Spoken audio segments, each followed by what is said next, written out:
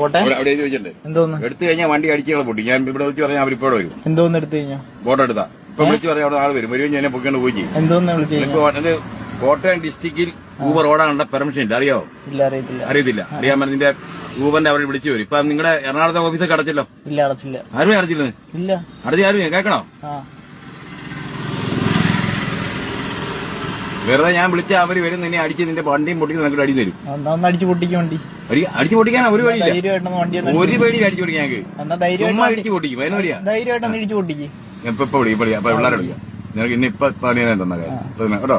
ഇപ്പൊ ഞാൻ പണിതരാം. നീ ഓർത്ത് ഞങ്ങൾ വേറെ മണ്ടന്മാരാന്നല്ലേ? ഞങ്ങൾക്ക് 7 വണ്ടിയുണ്ട് കോട്ടയം പട്ടത്തി.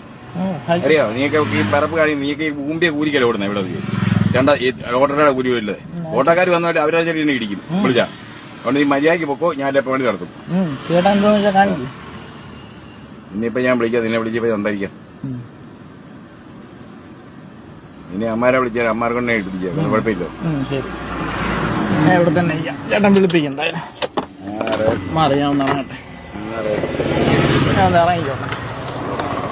ചേട്ടൻ എന്തായാലും ഒന്ന് വിളിപ്പിക്കും.